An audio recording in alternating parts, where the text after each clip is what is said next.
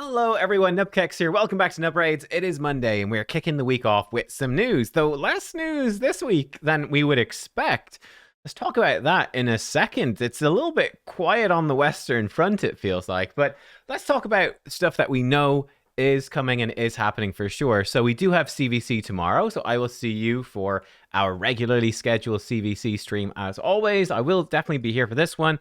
It is not personal rewards, so it's going to be a fairly chill one. We even have 2x Minotaur. Isn't that nice? 2x Minotaur and Faction Wars. They know what we're doing this CvC.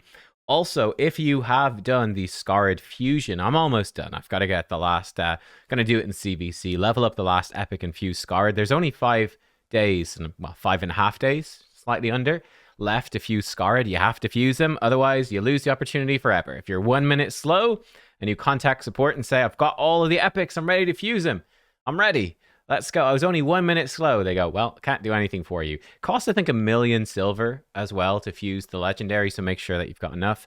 But fusing him during CvC, I think, makes the most sense. There's a small possibility that it could be useful for a summoning event at the weekend, but I think that's quite unlikely. I think next weekend, or this upcoming weekend, I should say, is much more likely to be Summon Rush focused, and probably a Hero's Path at that. Probably a Summon Rush Hero's Path. So yeah, that's what we know. In terms of CvC summoning events, now we do know those for sure. So these are the summoning events that are happening. And let me scroll the thing over so we can see them a bit more easily. Ignore the big green line. There we go. So Tuesday, the 13th of August, is tomorrow. These are progressive chance events. Some interesting stuff in here. Tomb Drang. Good champion, not really someone you chase. Kargar Deathbell, I feel the same thing. Good champion, probably not someone you chase. Morty Macabre, again, decent, not someone you chase. Artak, Artak's a maybe. Artak is a maybe. I feel like Artak is really good for Ice Golem. So if you don't have an Artak and you're super close to Mercy, that one is a maybe. I think it's relatively unlikely. Like if you're a free-to-play player, I think you would have pulled all your Ancients probably for the Harima 10x with 2x Ancients at the weekend. And then a free-to-play player can't really afford to ever pull Sacreds outside of Fusions, usually, until you're very late game. Fusions, Hero's Path, guaranteed, that sort of stuff. So, And then Primals I wouldn't really recommend. But Artak is a possibility, right, for you to pull for if you don't have him, because he's pretty nice. Tomb Drang, I think, can do a similar thing for Ice Golem. So there's some value in that.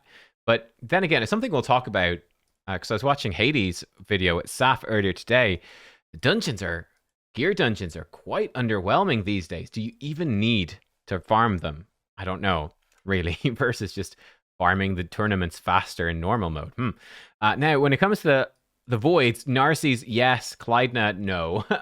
Clydna got buffed, and I actually have got a video coming out later today. We don't mention Clydna in it, spoilers, but with YST talking about the next champions that we want to see buffed. And I might do a separate one on Mythicals. We didn't talk about Mythicals either, I think. But Clydna, she got buffed. I'm still not convinced that she's really that good anywhere. Like, she's an okay champion now, but she really doesn't have a spot. She doesn't have a place where she shines. So for me, I would never recommend that for a progressive Voids. Narses, could not recommend more. Narses is absolutely phenomenal. One of the most useful attack champions in, well, sorry, he's HP, but one of the most useful damage dealers in Arena in the game. He is absurdly good. Absurdly good. His skills ignore shields and strengthen buffs. Insane. His A2, double hits, extra hit on targets under shield or strengthen buffs. It's just ridiculously good. I probably can't. It's probably just regular Arena here. Yeah, not much that we can show here, but he's tanky. Like, basically, any enemy teams that are coming in with shields or strengthen buffs, you're like, hey, free win for Narses. Cool. And Cora was a fusion, so most of you will have her. I guess it was a few months ago now, so maybe not all of you at all, but I think a decent chunk of you should have Ancora, because she was a good fusion. And yeah, Narses combos with her. He was a guaranteed Void. I think I ended up having to buy 30 Void charts to do that one, and like 0 regrets, honestly. Like, it was insane. He is insane. He's my go-to nuker in Arena, in Siege, Live Arena, Tag Arena, everywhere. He is absolutely bonkers. So could not recommend Narcissus more. He is fantastic. On Wednesday, the 14th of August, Staltus, he's decent. Michinaki is actually really good. Firal is really good. Kyoku, I'm not such a big fan of Kyoku, honestly. She's one of the sort of similar to like Kargar and Drang. They're like, oh yeah, they're good, but would I pull for them? Probably not. I'd give her a tick. I'd probably give Kargar a tick. Like they're all, I probably wouldn't bother pulling for more too. I wouldn't really bother pulling for Kyoku, but leave her with a ticket, just a little dot anyway. It's not a big deal. I give Staltus 2 dots to make him better. Maybe Korrigar and Dren get 2 dots to make them better than her. Krisk is great, and NEKR is still pretty decent actually. So this becomes interesting. Krisk is okay. Let's actually go in order. Staltus, decent damage dealer for arena stuff, defense based. He's great. Very nice for Dragon hard, but again, it's like a bit like Artak, I suppose. Do you need to farm Dragon hard? I mean, some mythical speed gear is nice, but the amount of energy you got to spend to even get a chance for a mythical speed piece, that's good. A good mythical speed piece, I don't know. You probably not, like, do you bother? I don't know, maybe. And there's other ways to do it. He is good, but I wouldn't pull for him. Now, the others, these two, yes, I would pull for. Michinaki, great. He was a previous guaranteed as well. Michinaki is phenomenal. We did actually quite a substantial test a couple of days ago of Hydra damage dealers that are bringing Hex. Michinaki really stands out as he's not the highest damage dealer with Hex. Volcanen and probably Calamitous beat him, I think. Definitely Volcanen, not sure about Calamitous. But what Michinaki does do, he's got a synergy, of course, at Lady Mikage, which is very good. And he also brings an absolute monstrous amount of utility. Decreased defense, decreased attack, buff strips, Hex, burns. It's great. He's so strong, and he's tanky as well. So yeah, Michinaki, he's fantastic. Really good. Really, really strong. Now, I might prefer Firal, though, to be honest. Because you do have to pick between them, right? You have to pick between one of them. If I had to pick between Michinaki and Firal, I would probably go for Firal. I think Firal brings more unique stuff, or at least I think it's harder to get the stuff that Firal brings in a team than it is to get what Michinaki brings in a team. Like, you could just use you use Scarad, the fusion. Okay, and that sort of fills your damage slot. You don't have the utility of the decreased defense and attack, but you can fill those in with other characters. They're pretty common debuffs. Firal is a bit more unique, so I'd probably be leaning towards Firal. Increase resistance for 3 turns on perfect fail. You put him with a buff extender. That's sort of the thing you need to do with Firal. He really wants a buff extender, and then he starts going crazy. But very strong. He has AoE decrease accuracy block buffs on a 3-turn. Decreased speed A1. His passive is fantastic, boosts your stats, and most importantly, 20% damage boost, which is nuts, right? So we had a guaranteed event for Inquisitor Shamael last week, which was very popular. I think Firal is a significant upgrade. Like, he is probably one of the ideal ways to deal with the Head of Torment, right? With a perfect fail, increase resist, decrease accuracy, you just resist everything. He brings block buffs as well, and that damage boost is massive. Right, everyone on your team, every source of damage, 20% more. It's nuts. Right, you hit the damage cap with max HP, but other damage dealers are fine. They're laughing. Very, very strong. So Firal is great. Yeah, I would probably rate Firal better than Michinaki for Hydra. I would. I think Michinaki, it's similar to Scarad, really. Is that there are other ways to do some of the stuff, but I mean, that being said, Michinaki's still brilliant. He's still really good. So if you want to go for Michinaki, then absolutely do. Could be a bit of a grass is greener on the other side thing, because I've got 2 Michinakis, but 0 Firals. But yeah, let me know what you think. Michinaki versus Firal. It's tough. I feel like there might be some bias towards Michinaki, because damage is fun. Krisk and NEKR, both very solid. Krisk remains a fantastic champion for Hydra. Again, because he brings so much. It's like the Michinaki type thing. He brings so much utility. He's got the decreased defense, decreased attack. Decreased speed A1 works very well with ally attack. He's got provoke on a 3-turn. You can solo provoke Hydra with a Krisk. With, enough speed, the right team setup, he can do it. He also brings increased speed for your team, but not himself. So you usually want another increased speed anyway. So Krisk gets increased speed to solo provoke. But it's nice, and ally protection keeps your team alive. He can mischief tank with this, keeps himself alive with the continuous heals.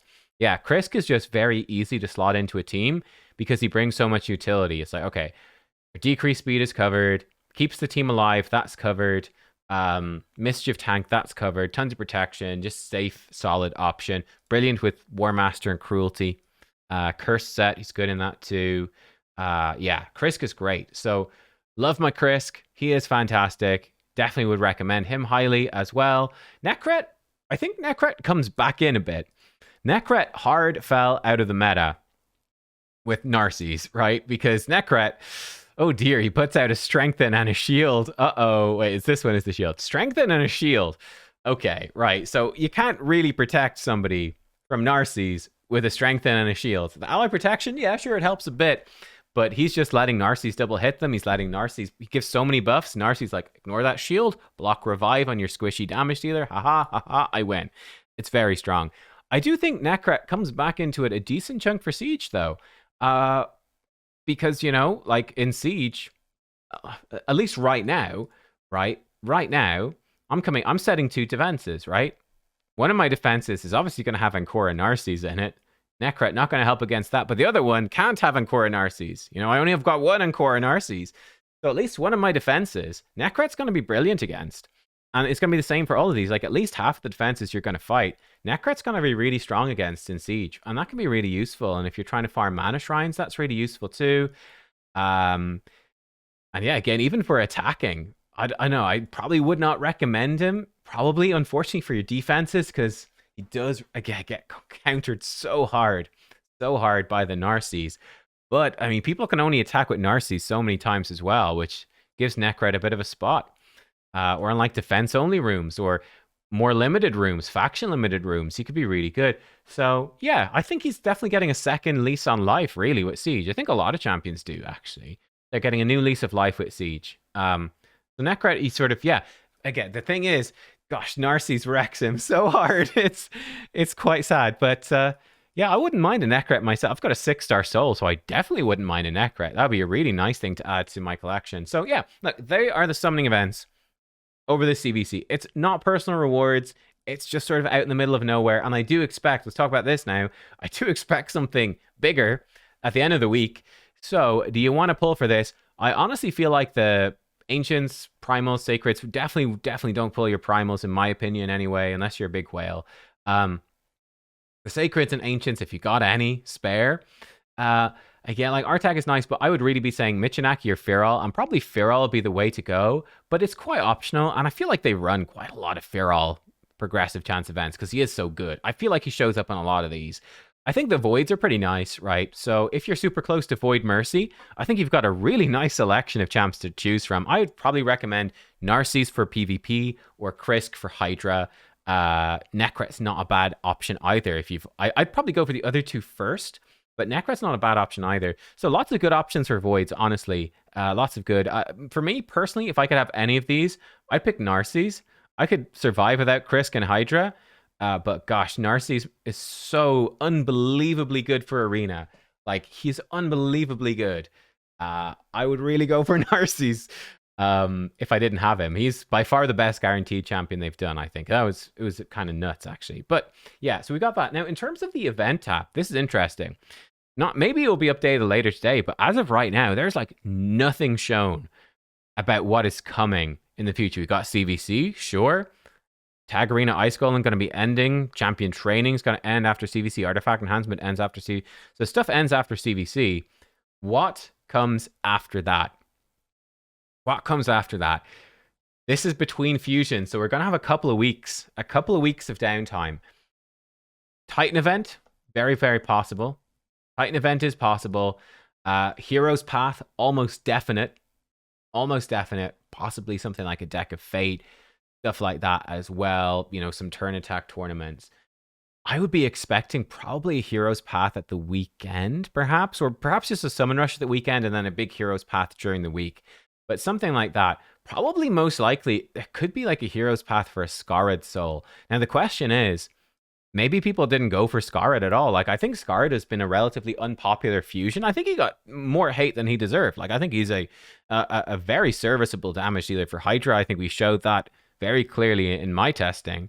But yeah, I don't feel like a lot of people will have gone for him because, again, a serviceable damage dealer for Hydra. If you've already got many serviceable or better damage dealers for Hydra, he's not so important.